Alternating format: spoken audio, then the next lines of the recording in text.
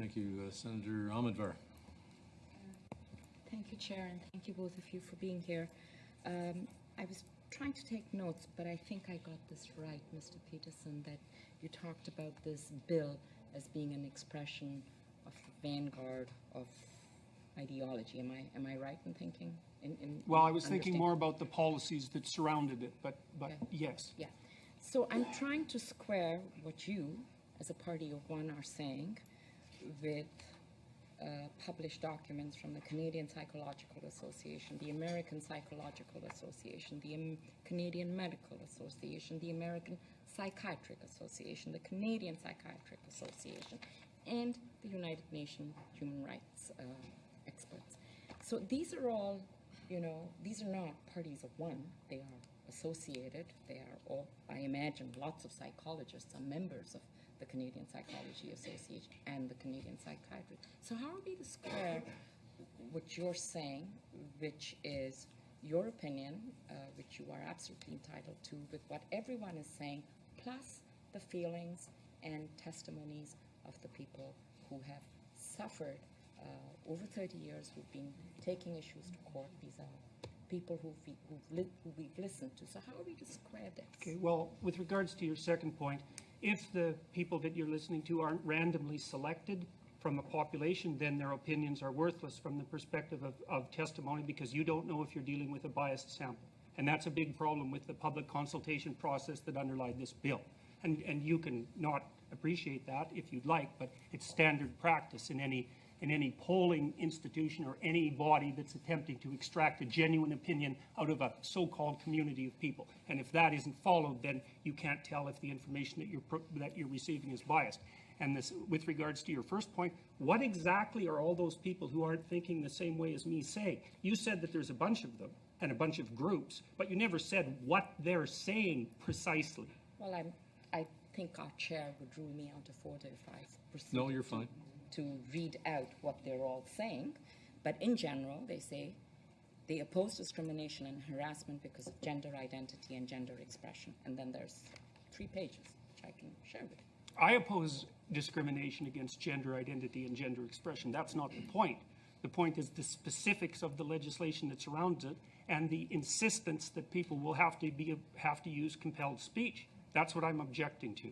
I've dealt with all sorts of people in my life, people who don't fit in all sorts of different ways. I'm not a discriminatory person. There's 500 hours of my teaching to my classrooms on tape on YouTube, and nobody's found a smoking pistol. I'm not a discriminatory individual, but I think this legislation is reprehensible, and I do not believe for a moment that it will do what it intends to do. I also don't think that my opinion deviates substantially from the bodies that you're describing, because you haven't provided any evidence that they say anything other than discrimination is a bad thing. And I think that unreasonable discrimination is a bad thing. And it's unreasonable when people are judged for any reason other than the specific competence that they bring to, say, a given position. It's not in anyone's best interest that that occurs. But I don't think that you've demonstrated in the least that the opinions that I'm putting forward exist in opposition to the standard practices, say, of my particular discipline. So, may I follow? Could you repeat one more time your response to Senators Gold and Pratt that the Ontario Human Rights Commission has provided what I would say reasonable alternatives to your objection to using pronouns?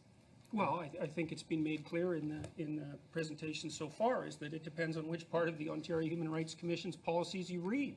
And that's a big problem. I mean, one of the reasons I criticized this to begin with was because when I went through the policies, I could see that they're absolutely incoherent.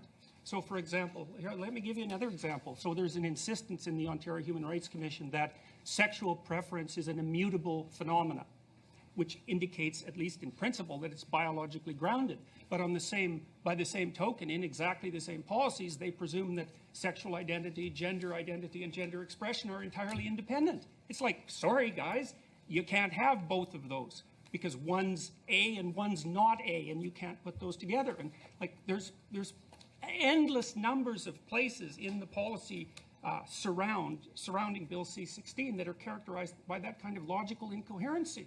And I mean, what's it going to do to people who are transgender, who are making the claim that they were, say, born that way at birth, which is a strong claim. That's a biological claim. It indicates that there's a direct causal connection between some biological phenomena and the expression of a particular identity. It's actually the strongest defense that people who have, let's call them non-standard sexual identities or gender identities, have to defend their claims. I have to wrap it up there and move on to Senator Boivin.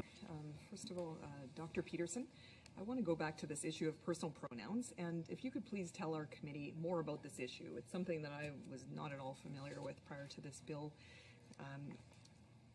being introduced, and in particular about the gender-neutral pronouns and your experience in pushing back against being forced to use those gender-neutral pronouns. Well, I don't think the people who initiated this legislation ever expected that there would be an absolute explosion of identities, first of all, and also of so-called personal pronouns, as there has been. I think Facebook now recognizes something like 71 separate gender identity categories, each of which in principle is associated with its own set of pronouns. And so it's become, well, linguistically, it's become a parody, essentially. It's become linguistically unmanageable. And it's also the case that words can't be introduced into the language by fiat. I can't even think of a time when that's actually worked. We're not exactly sure how words enter the common parlance, but it's certainly not that way. And so the legislation devolves into a kind of absurdity, as far as I can tell. I mean, one of the people that I discussed this with claimed that the way that you kept track of someone's personal pronouns was to use your cell phone as an adjunct to your communication. And I mean, you wouldn't say anything like that if you knew anything about common human nature, let's say, and the manner in which people communicate with one another. Okay, so the types of pronouns you're talking about, just so everyone's clear, because I don't think these are common parlance, Z and Zer, and what other sorts of gender-neutral pronouns are we discussing here? Well, I have a very bad memory for that sort of thing, but if you're interested in it, you can find lists of them very rapidly on the web, and they've been produced by, I think, they've been produced by people whose essential desire is to gain linguistic control. That's as simply as I can put it, is to gain linguistic control. But they're not used popularly. And that seems to me to be it's a real problem as a consequence, that you make failure to make their use something that could carry a criminal penalty. So I just don't understand that. And I don't understand how the government can justify imposing a criminal penalty on the use of words that no one either knows or uses. It just seems preposterous to me, but there it is. Could you please also tell us a little bit more about your personal experience in pushing back against this? And I mean, many are familiar with your story, but not everyone, so I just want to give you a little Well, I made a video, actually I made 3 videos, but we'll just talk about one of them. I made one criticizing Bill C-16 for the reasons that I already described, because I went and read the policies, and they made my hair stand on end to the surrounding policies. And so I made a video stating essentially that and detailed out my reasons. And, you know, I've been following the battle of, let's say, ideologies on campus for a very long period of time, and I suppose I have some expertise in that. And there's an ideological war that's ripping the campuses apart, and it's essentially between an ideological variant that's rooted in what's come to be known as postmodernism, with kind of a neo-Marxist base, and modernism, I would say. And that's accounting for all the turmoil on the campuses, and I see this as an extension of this campus turmoil into the broader world, and I really believe that is the proper level of analysis. I truly believe that. And so I said that I believe that this is a vanguard issue in a kind of ideological war, and that I'm not going to participate on the side of the people whose ideological stance I find reprehensible, unforgivable and reprehensible, especially the Marxist element of it.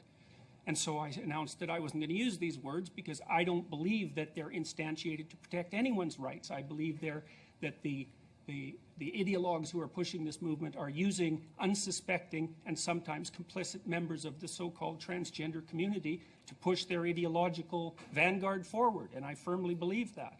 So I'm not participating in that. And the fact that it's potentially illegal for me not to participate in that is something that I regard as, I think that's absolutely dreadful. It puts a shudder in my heart as a Canadian that we could even possibly be in a situation like that. You know, if if the identity claims that are instantiated in this in the policy surrounding this legislation are applied, it's going to be hell for the psychiatrists, excuse my language. It's going to be very difficult for the biologists and the psychiatrists next.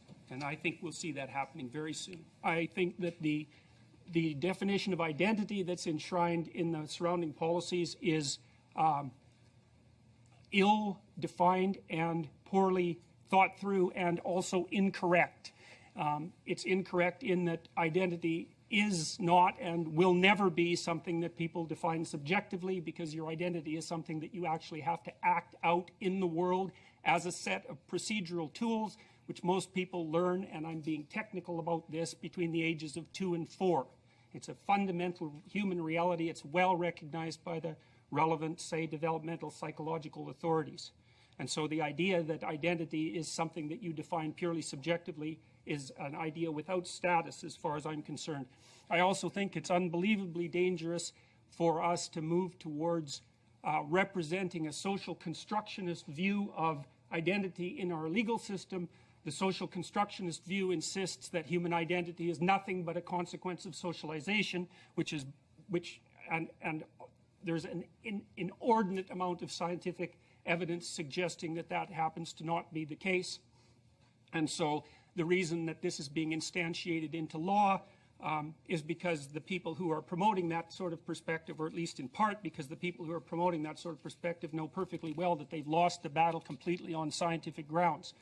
It's implicit in the policies of the Ontario Human Rights Commission that sexual identity, biological sex, gender identity, gender expression, sexual proclivity all vary independently, and that's simply not the case. It's not the case scientifically, it's not the case factually, and it's certainly not something that should be increasingly taught to people in high schools, elementary schools, and junior high schools, which it is, and it is being taught. I included this cartoon character that I find particularly reprehensible, aimed obviously at it as it is at children somewhere around the age of 7, that contains within it the implicit claims, as a consequence of its graphic mode of expression, that these elements of identity are first canonical and second independent, and neither of those happen to be the case.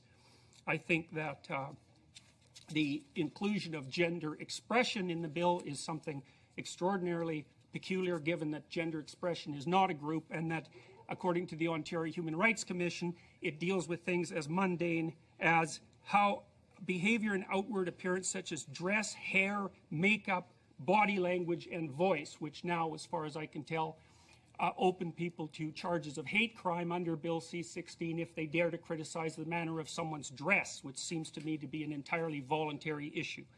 So I think that the Ontario Human Rights Commission's attitude towards vicarious liability is designed specifically to be punitive, in that it makes employers responsible for harassment or discrimination, including the failure to use preferred pronouns. They have vicarious liability for that, whether or not they know it's happening, whether or not the harassment was